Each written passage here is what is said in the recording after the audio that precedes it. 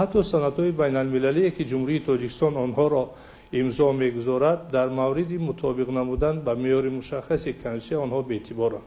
дар баробари он бояд гуфт ки фарқият байни қонунҳо ва кодексҳо дар сатҳи қонунгузорӣ ҷой надорад, аммо бояд таҳлил намуд ки аз нигоҳи назариявӣ он тафовут мавҷуд аст. аз ҷумла қонун агар соҳаи муайянро танзим кунад, кодекс маҷмӯи соҳаҳои алоҳидаи дорои хусусияти сифатан якхеларо танзим мекунад. масалан, агар дар ҷумҳурии тоҷикистон кодекси гражданӣ қабул шуда бошад ва он аз 3 қисм иборат бошад, дар баробари он дар заминаи кодекси гражданӣ даҳо қонунҳои дигар қабул шуданд ки онҳо ин ё он институти муқаррароти дар кодекси гражданӣ ҷойгир бударо боз фаррохтар танзим мекунанд. яъне кодекс ба тариқи умда танзимкунандаи соҳа бошад, агар қонун мушаххас ва тафсиркунандаи он санад мебошад. аз ин рӯ байни қонун ва кодекс фарқияти муайян ҷой дорад. дар баробари он санадҳои зерқонунӣ ба қонунҳо бояд мухолифат накунанд, онҳо бояд меъёрҳои онро пурра ифода кунанд ё ин ки ҳангоми шарҳу тавзеҳу васеъ намудан ба он мухолиф набошанд. дар давоми 30 соли истиқлолияти давлатӣ ҷумҳурии тоҷикистон беш аз 350 санадҳои байналмилалиро имзо гузошт. дар баробари он беш аз ба 70 ташкилотҳои байналмилалии ҷумҳурии тоҷикистон аъзо гардид. ин шаҳодати он аст ки ҷумҳурии тоҷикистон тавонист дар сатҳи байналмилал ҷиҳати татбиқ намудани қонунгузории байналмилалӣ, муаррифӣ намудани арзишҳои миллӣ, ҳимояи манфиатҳои дохили давлатӣ аъзо ба санадҳои байналмилалӣ ва ташкилоту созмонҳои байналмилалӣ гардад. яке аз санадҳое ки имрӯз дар сатҳи байналмилалӣ эътибору нуфузи хеле зиёд дорад, ин эъломияи умумии ҳуқуқи башар мебошад ки 10 декабри соли 1948 қабул шудааст.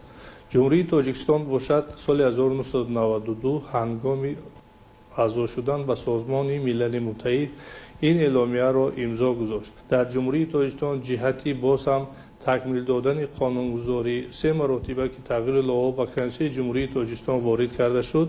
дар баробари омилҳо ё сабабҳое ки номбар гардид, яке аз сабабҳо мутобиқ намудани меъёрҳои конститутсияи ҷумҳурии тоҷикистон ба санадҳои байналмилал буд.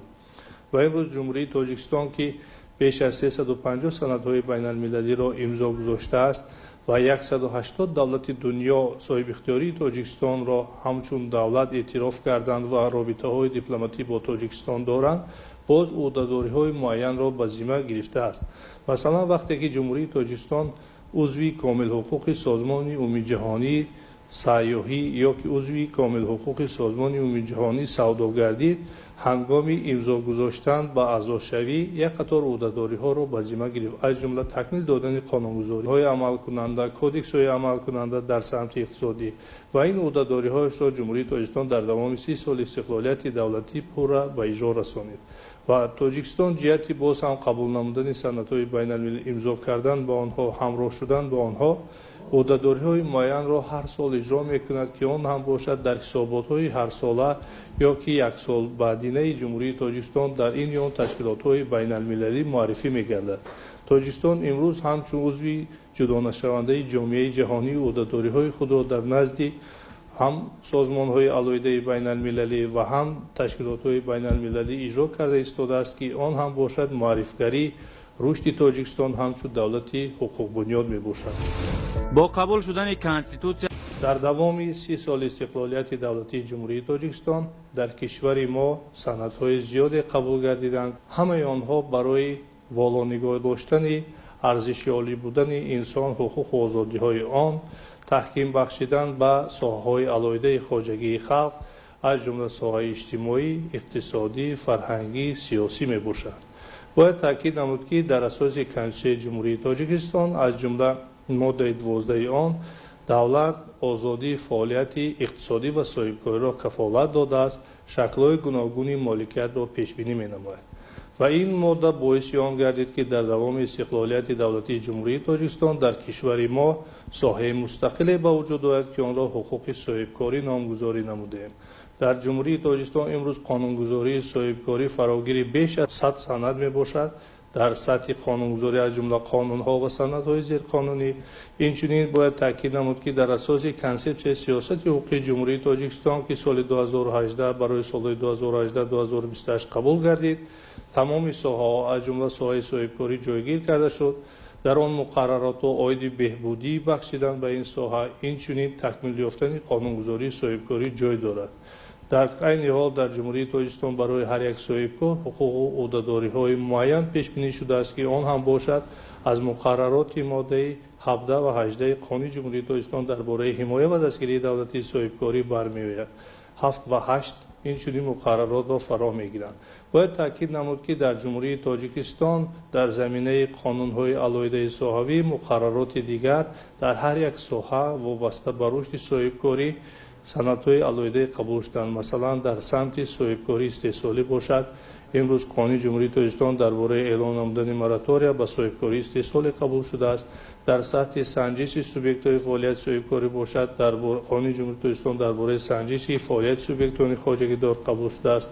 در سطح پیشرفت نمودهای علایده بازار در سایه صاحبکاری قانون‌ها جای دارند. مثلا قانون جمهوری تاجیکستان درباره سودا و خدمت‌رسانی معیشی، قانون جمهوری تاجیکستان درباره سرمایه‌گذاری، قانون جمهوری تاجیکستان درباره فعالیت اینوواسیونی و جهت حمایت نمودن هم صاحبکاران و هم استعمال کنندگان که توسط مناسبت‌های شهرناموی با صاحبکاران سر و کار می‌گیرند، قانون جمهوری تاجیکستان درباره حمایت حقوق استعمال کنندگان قبول شده است. از این برمی‌آید که در کشور جهت رشد بخشیدن ساحه‌های اقتصادی از جمله صاحبکاری زمینه استوار حقوقی جای دارد و آن باعث رشد نمودن ساحه‌های علایده خواجگی خلق گرده ایستاده است. تحلیل همه ساحه‌های کشور اگر ما شروع کنیم از جمله حقوق تامینات اجتماعی می‌بینیم که از سال 1991 تا این جانب در کشور ما یک چند مراتبه تغییرات ها با قانون های عمل کننده وارد شدند. در برابر یک چند مراتبه از جانب پیشوای ملت محترم امام علی رحمان فرمان درباره بهداشت بخشیدن به نفقه مزد مهنت به ساحه‌های علایده از جمله ساحه معارف و تندرستی قبول شدند. آنها توانستند سال از سال در دوام استقلالیت دولتی باعث بلند گردن مزد مهنت، نفقه و استیپندیا گردند. اینچنین قانون جمهوری تاجیکستان درباره سقوط دولتی و نفقه‌ای برای تنظیم نمودن نفقه‌های علایده قبول شد که آن می‌تواند مقررات علایده را عاید حجم نفقه، نمود نفقه، ترتیب پرداخت آن در بر گیرد.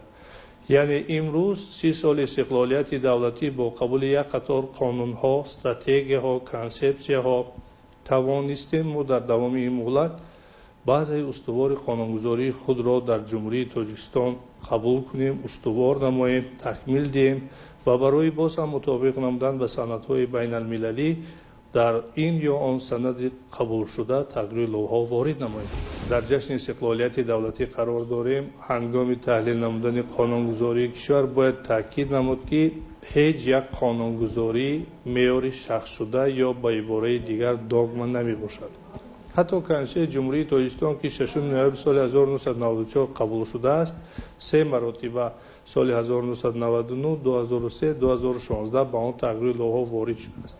این هم باشد دلیل آن است که مناسبت‌های جمعیتی رشد می‌یابند و مقامات قانونگذار و سوبیکتان تشبث قانونگذاری عهده‌داری به ذمه می‌گیرند که جهت مطابق کردن سندها با مناسبت‌های رشد یابنده با آنها تغییر لوح‌ها وارد کنند.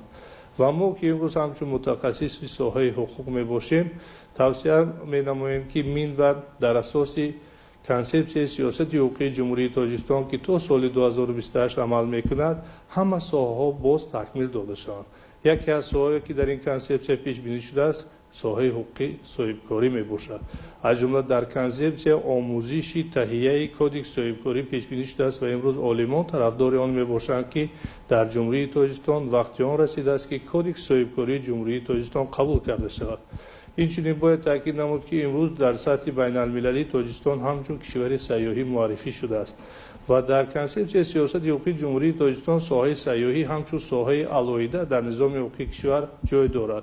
در آنجا برای بهبودی بخشیدن در ساحه سیاحی تغییر و اصلاحات با قانونگذاری عمل کننده پیش بینی شده است که имрӯз стратегияи рушди сайёҳӣ то давраи соли 2030 қабул шуд ва дар он пешбинӣ мегардад ки имрӯз ҷиҳати мутобиқ сохтани санадҳои ҷумҳурии тоҷикистон аз ҷумла қонуни ҷумҳурии тоҷикистон дар бораи сайёҳӣ меъёрҳои байналмилалӣ ба инобат гирифта шаванд ва ҳатто онҳо кодификатсия карда шаванд.